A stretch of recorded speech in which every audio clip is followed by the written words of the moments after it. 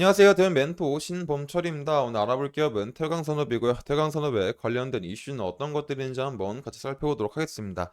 일단 태광산업의 이슈를 살펴보기 전에 주가를 먼저 살펴보도록 하겠습니다. 일단 태광산업의 주가를 보게 되면은 이제 한 1월 26일 점으로 해서 거래량이 동반된 이제 강한 상승이 나오고 있는 상황이죠.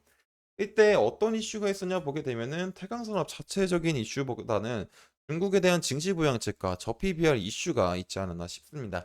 그리고 이런 이슈에 힘입어서 태강산업만 상승했냐 보게 되면은 그건 아니고 태강그룹 안에 계열사인 대한화성 역시도 26일 기점으로 강한 거래량이 동반되면서 급등하는 모습을 보여줬다라는 겁니다.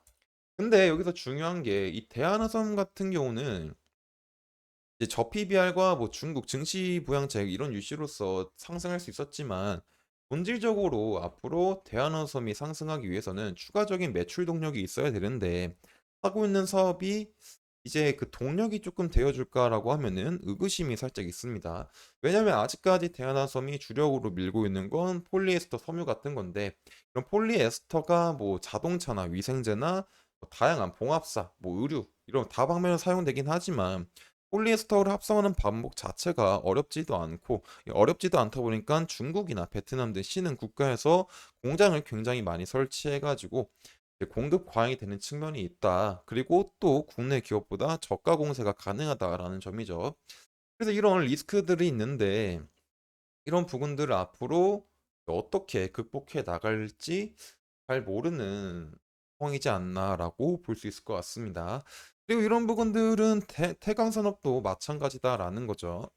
태광산업 마찬가지로 하고 있는 산업의 주력으로 보게 된다면 뭐 폴리에스터랑 아크릴 섬유가 있습니다. 이런 폴리에스터, 아크릴 섬유 마찬가지로 중국에 대한 공급이 조금 많다. 그래서 앞으로 이런 부분들에 대해서는 추가 동력을 얻기가 살짝 힘들지 않을까 싶습니다. 그래서 이런 부분들만 봤을 때는 대한화섬이든 태광산업이든 뭐 주가에 대한 상승 요인이 살짝 그 의구심이 드는 상황이죠. 하지만 그래도 태광산업 같은 경우는 대한화섬보다는 미래 동력으로 될 수 있는 부분은 있다라고 볼 수 있을 것 같습니다. 그리고 그 미래 동력이 바로 이제 아라미드다라는 거죠. 이 아라미드에 대해서 태광산업이 한 노력들을 살펴보게 된다면 일단 아라미드 부분에서 2015년부터 태광 산업이 시작했습니다. 그리고 이제 21년도, 22년도에 아라미드에 대한 증설을 시작을 했죠. 그래서 이제 태광 산업에 대한 목표가 이런 아라미드가 2025년까지 연간 생산량 3,500톤 규모를 증설해서 현재 생산 능력인 1,500톤에서 5,000톤까지 확대한다라는 계획이 가지고 있습니다. 그래서 지금 당장 이런 아라미드에 대해서는 아직까지는 뭐 이제 많지 않기 때문에 지금 당장 엄청난 수혜를 받기에는 힘들 수 있는 부분은 있다라는 겁니다. 그리고 이제 25년까지 이제 연간 생산량을 증가한다 보면은 25년도부터 아라미드를 통해서 추가적인 매출을 많이 올릴 수 있겠죠. 그리고 근데 이런 아라미드 같은 경우는 결국에 자체적으로 성장하지 못하기 때문에 이 아라미드에 관련된 전방 산업이 성장해야 된다라는 겁니다. 그러면 이 아라미드에 대한 성장 동력이 어떤 것들이 있을까라고 보면은 전기차, 그리고 통신사업, 그리고 항공우주, 방산 분야가 있다라는 거죠. 그리고 항공우주와 방산 분야는 지속적으로 성장이 가능하고 있고 현재도 성장하고 있다라는 거죠. 근데 항공과 방산 분야는 조금 일반적이지 않고 대중적인 부분은 아니기 때문에 이런 부분들은 제거하고 전기차 부분과 통신산업 쪽으로 한번 살펴보도록 하겠습니다. 일단 통신산업 쪽에서는 아라메드가 쓰일 수 있는 이유가 어떤 거냐면 일단 이제 5G에서 쓰이고 있는 건 광섬유죠. 근데 이런 광섬유 같은 게 장점이라고 보면은 구리보다 전송 속도는 빠르다. 하지만 단점으로 보게 된다면 내구성에 대한 문제가 있다라는 겁니다. 그래서 이런 내구성을 보완해주기 위해서 이런 광섬유 안에 내부에 아라미드를 적용한다라는 거죠. 이런 아라미드를 적용하게 되면은 내구성에 대한 문제를 지울 수 있다 보니까요. 그래서 이런 아라메드 같은 경우는 5G로서 한번 수혜를 받았었고 이제 앞으로 나올 6G에 대해서 한 번 더 수혜를 받을 수 있지 않을까 싶습니다. 하지만 아직까지는 이런 5G도 조금 완벽하게 설치가 됐냐라고 했을 때 의구심이 드는 상황이고 또 이런 6G 같은 경우는 이런 발표가 지속적으로 뭐 나오려고 하고 있지만 실제로 이제 표준화 부분에 대해서는 25년도로 나눠져 있고 상용화 부분에선 30년도이기 때문에 지금 당장 이 아라미드가 이런 통신 분야로서 수혜를 받기에는 이르다라는 겁니다.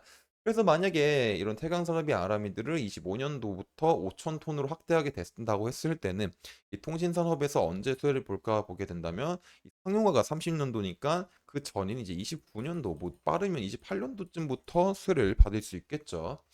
그리고 이런 전기차 분야에서도 언제 수혜를 볼 수 있을까 한번 생각해 보게 되냐면 일단 지금 전기차에 대한 시장을 보게 된다면 살짝 아쉽다라고 판단할 수 있죠. 결국에 전기차에 대한 퍼포먼스가 내연기관만큼 따라오지 못하고 그리고 거기다가 인프라에 대한 문제도 굉장히 실망스러운 상황이다. 그리고 또 어떤 금리에 대한 문제로 해서 지속적으로 소비가 살아나고 있지 않다 보니까 아직까지는 전기차에 대한 수요가 증가하다가 하락을 하고 있는 상황입니다. 하지만 그리고 또 다른 하나는 이제 트럼프가 당선이 된다라고 했을 땐 또 시장 판도가 달라질 수 있습니다. 하지만 이런 부분은 제거하고 긍정적인 측면을 바라봤을 땐 2030년도가 되게 되면은 전기차 수요가 22년도부터 연간 25%, 배터리는 30%, 글로벌 리튬은 19% 성장한다라는 전망이 있죠. 그래서 결국에 이런 전기차가 지속적으로 많은 수요가 있을 거다라고 판단할 수 있고 또 옆에 표를 보시게 되면은 리튬 가격에 대한 표지만 이 리튬 가격 표를 살펴보게 되면은 22년도까지는 어떤 배터리에 대한 수요가 증가하게 되면서 리튬 쇼티지로 인해서 가격이 1억 정도까지 상승했지만 신규 리튬 강산과 본격적으로 배터리에 대한 공급 과잉이 시작하게 되면서 현재도 하락하고 있고 지속적으로 하락을 할 거다라는 겁니다. 하지만 2030년도부터는 정부 정책과 맞물려서 배터리 공급이 증가하고 수요 공급 밸런스가 상승이 되면서 가격이 상향 조정이 될 거다라는 흐름이 나와 있죠. 결국에 이런 30년 정도가 되게 된다면 이런 배터리에 대한 수요와 공급이 밸런스가 맞게 되고 조금 더 지나게 되면은 배터리의 수요는 증가하게 되는데 그 공급량이 수요를 따라가지 못한다라는 겁니다. 그리고 이런 30년도 정도가 되게 된다면 어느 정도 전기차에 대한 인프라가 이제 마련될 수 있는 기간이기 때문에 이제 이런 부분에서 전기차에 대한 수요가 증가하게 된다면 아라미드에 대한 수요도 같이 상승할 수 있지 않을까 볼 수 있을 것 같습니다. 그래서 결국에 종합하자면 6G에 대한 부분이 30년도에 상용화가 되고 이 전기차 부분도 30년도부터 급작스럽게 성장을 하다 보니까 이 30년도 전인 한 28년도 뭐 29년도 이쯤부터 수혜를 조금 많이 볼 수 있지 않을까 싶습니다. 그래서 이런 부분들은 아직까지 시간이 길기 때문에 지속적으로 한번 확인해 봐야 될 것 같습니다. 그래서 태강 산업에 대해서 관심 있으신 분들은 제 영상을 시청해 주시면 감사하겠습니다. 그리고 주가를 한번 살펴보면은 아까 전에 말했듯이 거래량을 동반하면서 강한 상승이 나와줬고 지금은 이제 조금 눌리긴 했지만 아직까지 많은 거래량이 동반하면서 하락을 하고 있는 상황은 아니다.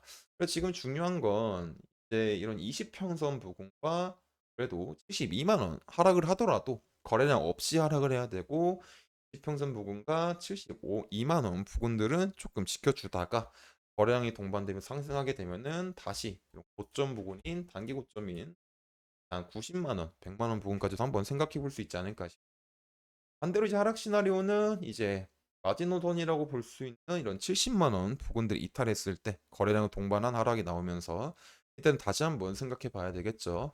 이런 부분들은 제가 지속적으로 확인할 예정이다 보니까 태광산업에 관심 있으신 분들은 제 영상을 시청해 주시면 감사하겠습니다. 이상 대형 멘토 신범철이었습니다.